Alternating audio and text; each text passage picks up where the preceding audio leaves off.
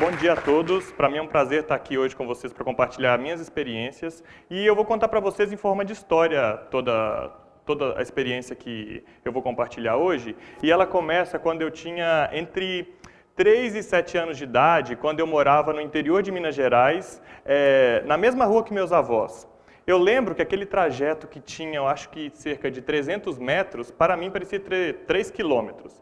E era naquele momento em que eu ia da minha casa até a casa dos meus avós, caminhando com meu pai, era muito legal, porque era o momento que eu tinha único com ele e de fazer diversas perguntas das famosas fases do porquê e do como, que eu acho que todo mundo passa por isso, né? Perguntas do tipo, por que o avião voa, por que a lua é branca, por que no Brasil era dia e no Japão era noite. Essas perguntas, quando eu olho para trás, eu vejo que foram fundamentais para que eu pudesse conseguir expressar e formar minhas opiniões sobre as mais diversas coisas da minha vida até os dias de hoje.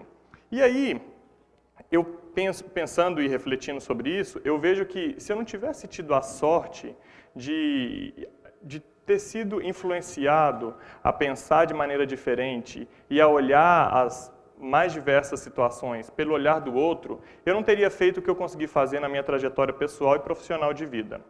E aí a gente chega, quando eu decidi fazer relações públicas, hoje eu sou comunicador, trabalho na General Electric e sou líder de comunicação digital para a América Latina. Amo o que faço, adoro comunicação, não teria outra coisa se não fosse comunicação, mas a minha profissão me permitiu ver o mundo de uma outra forma completamente diferente daquela forma lá de trás, quando eu tinha dos 3 aos 7 anos, e fazia todas aquelas perguntas para o meu pai. Olhando para tudo isso, eu vejo que, primeiro, e a discussão aqui não é discutir se o melhor pão de queijo é o mineiro ou é o paulista, ou se São Paulo é melhor que Minas Gerais. Não, não. Muito pelo contrário. Hoje eu estou aqui para a gente conseguir convidar vocês para que a gente possa olhar e tirar todos os nossos preconceitos das coisas diversas que a gente tem, que a gente acha que sabe, para formar novos conceitos e ideias, né? E isso eu faço constantemente na minha vida. Então, uma dessas coisas, e para que vocês possam entender por que eu estou falando tudo isso, eu nasci no final da década de 80, início da década de 90, e a gente passava por uma instabilidade econômica muito grande no Brasil, e eu tive uma vida muito cigana. Então, de forma bem resumida, eu nasci em Belo Horizonte, mas morei no Rio de Janeiro, depois fui morar em Pará de Minas, de Pará de Minas eu vim morar em São Paulo, de São Paulo eu fui morar em Santo Antônio do Amparo, de Santo Antônio do Amparo eu fui morar em Itaúna, de Itaúna eu voltei para São Paulo. E foi aqui que eu decidi fazer relações públicas e estudar comunicação, porque era o que eu realmente amava fazer e a minha profissão me permitiu, por conta do meu interesse, curiosidade, vontade de aprender e esforço, muitas vezes, a morar algumas vezes fora do Brasil.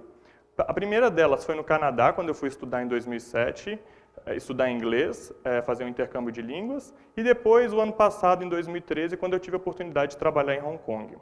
Tudo isso parece simples, mas todas essas peças desse quebra-cabeças, elas só fizeram sentido quando eu fui passear em Macau, quando eu estava morando em Hong Kong. Macau fica perto de Hong Kong, cerca de 1 hora de lancha rápida, você consegue fazer em uma viagem de um dia, e foi a primeira colônia europeia na Ásia. Então, os portugueses, quando chegaram em Macau, eles conseguiram explorar todas as riquezas no período das grandes navegações pela porta de entrada de Macau. E aí, quando eu cheguei lá e vi aquela arquitetura daqueles lugares no centro de Macau, que mais parecia com a cidade do Rio de Janeiro do que com a vizinha Hong Kong, o calçamento, os passeios, né, de Macau, tinham aquelas pedrinhas portuguesas que mais se assemelhavam com o calçadão carioca do que com a cultura oriental, asiática. E aí eu pensei, mas como tudo isso se encaixa no meio desse quebra-cabeça. Como seria o Brasil se a gente não fosse sido colonizado por portugueses, né? Porque aquilo ali era um retrato de que como a colonização muda uma cultura e influencia na forma do seu desenvolvimento e tudo mais. E aquelas placas, e aqui eu tenho um exemplo delas, uma das heranças da cultura da colonização portuguesa foi a língua. Macau hoje as pessoas não falam português, mas português é uma língua oficial na ilha. Então todas as comunicações, todas as placas, elas têm mandarim ou cantonês, que é um outro idioma do Sudeste Asiático, mas com tradução em português.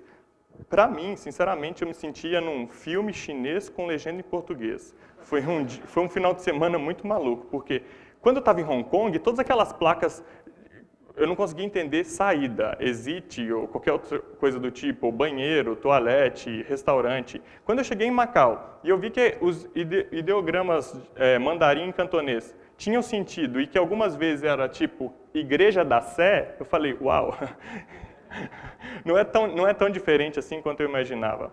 Mas o que tudo isso tem a ver com os temas que a gente discute hoje, né, de interdisciplinaridade, globalização, localização e inovação?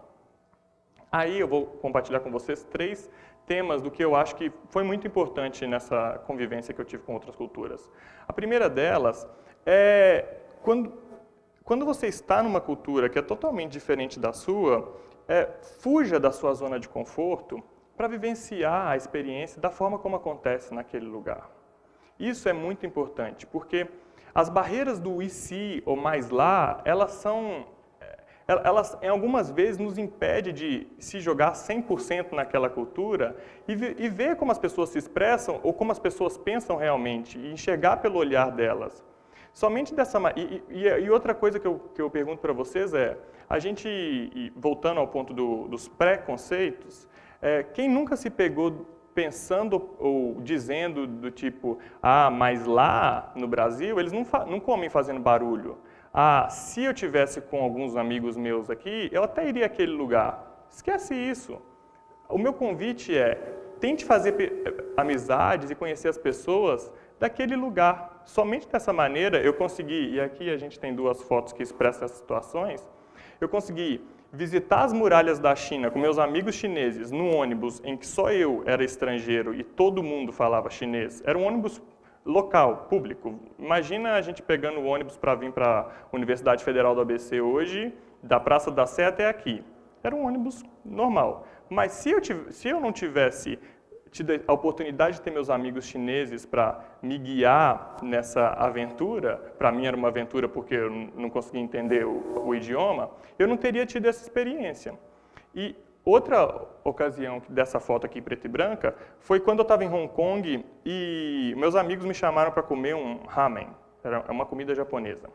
Quando eu cheguei na porta desse restaurante, eu falei, uau, o que eu vou comer hoje, né? Eu já tinha visto diversas coisas diferentes, tipo pudim. A coisa mais diferente que eu comi em Hong Kong foi um turtle pudim, que é uma gelatina feita do mocotó do casco da tartaruga. Para vocês entenderem, o gosto parece amoxil e parece uma gelatina preta. Então, eles chamam isso de doce. Foi meu bolo de aniversário em maio. Aí, quando eu cheguei na porta desse restaurante, eu falei, gente, o que eu vou comer hoje? Né? Eu falei, não entendi o cardápio, não sabia o que as pessoas iam comer, mas eu falei, tudo bem, vamos lá. E aí eu falei, gente, qual é o especial da casa? Eles, esse aqui. Eu falei, então tá bom, vamos comer. Mas no final das contas, foi muito interessante, porque eu tive a oportunidade de comer um tradicional lamen japonês. Para que vocês tenham uma ideia, é um pote onde você tem o noodles, né, que é o macarrão, mas junto com o noodles você tem carne de porco, você tem ovo e você tem algumas algas, né? O básico do prato é isso. Mas é muito gostoso, é tipo uma misoshiro muito mais incrementada. Eu falei, acho que isso aqui dá para ficar bom no Brasil. Mas tudo isso e essas atitudes me fizeram que eu pudesse conhecer, experimentar sabores, olhar a cultura do outro, saindo da minha zona de conforto.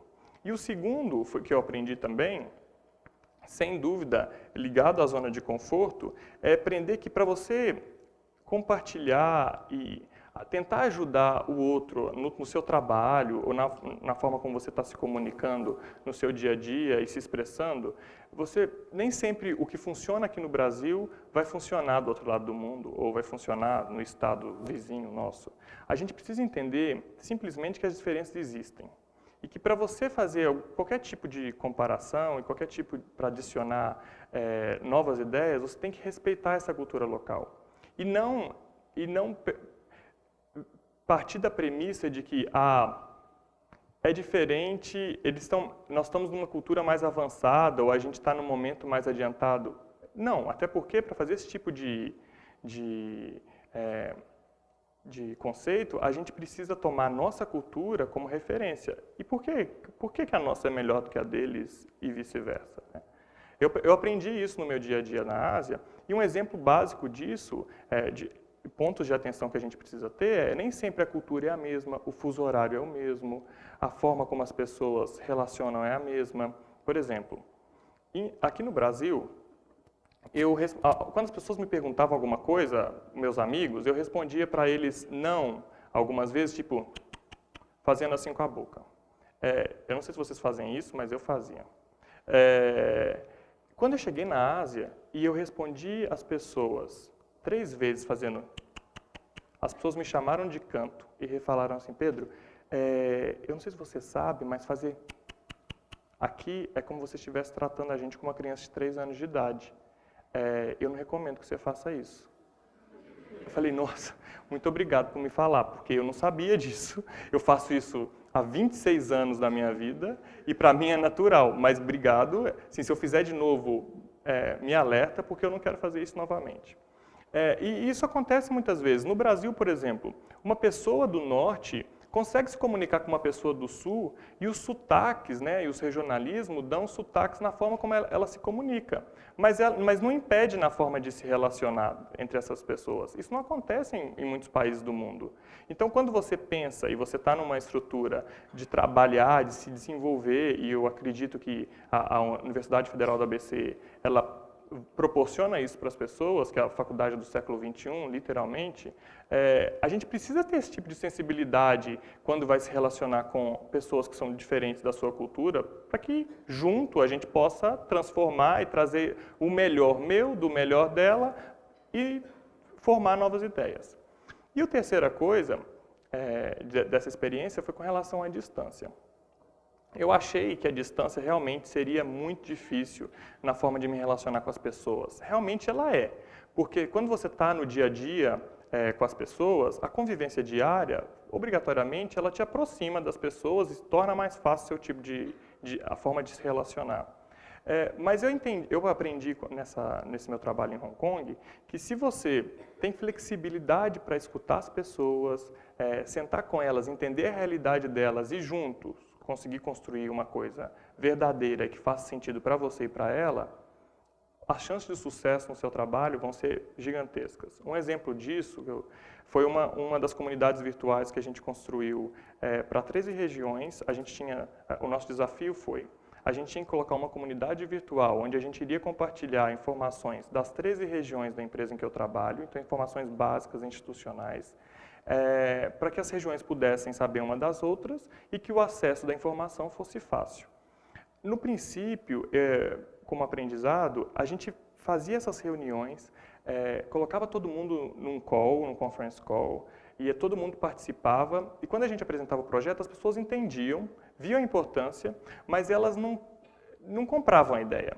Então, qual foi o aprendizado aí? A gente precisou se reunir com os 13 líderes de comunicação de cada uma das regiões, e aí, junto com esses líderes de comunicação, entender qual era a necessidade dele, qual era o momento que ele estava passando, como a gente poderia ajudar eles a desenvolver o material que a gente precisava. Porque somente nesse momento que a gente conseguiu ouvir o outro e adaptar todas essas necessidades é que a gente conseguiu entregar essa comunidade virtual dentro do prazo e da maneira como a gente esperava. Então, assim, isso é fundamental.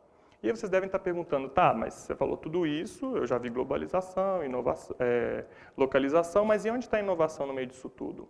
A minha inovação, eu acredito que ela não vem de uma forma mega inovadora de pensar ou de um aplicativo super transformador como o Facebook. mas é escutar e ouvir o outro. Sentar com ele e entender que no diálogo, na escuta, na compreensão, que a gente juntos pode fazer coisas totalmente diferentes, mas respeitando e vendo as situações pelo olhar do outro. E um exemplo muito simples que eu dou com relação a isso, e que eu uso no meu dia a dia, tenta perguntar para ele como eu posso contribuir, de que forma eu posso te ajudar. Dessa maneira, você tem como, primeiro, identificar quais são as oportunidades.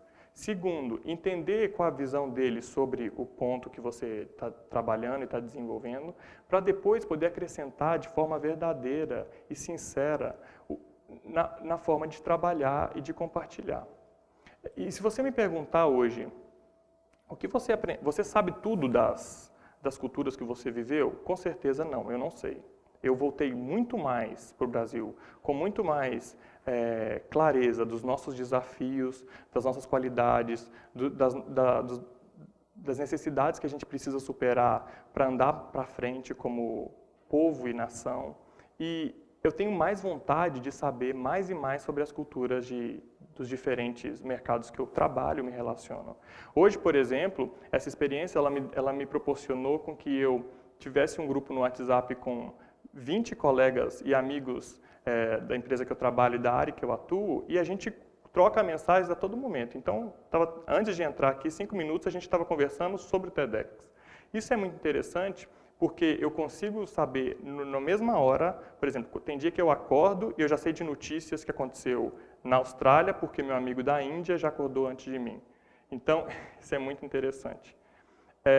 E uma outra experiência que eu tive é que a empatia é fundamental na forma de se relacionar e para ter sucesso, porque empatia é isso, é entender o outro, é entender o que esse outro pensa, quais são as necessidades dele, para que assim você possa... Que, às vezes essas necessidades elas nem são tão diferentes da nossa, ou se são, a gente aprende com elas. Porque pode ser aqui, em Hong Kong, na Austrália, nos Estados Unidos, na África, na Europa, em qualquer lugar do mundo. Empatia é fundamental para que a gente tenha sucesso nos negócios, possa fazer amigos e conhecer o mundo. Eu acho que é isso. Muito obrigado.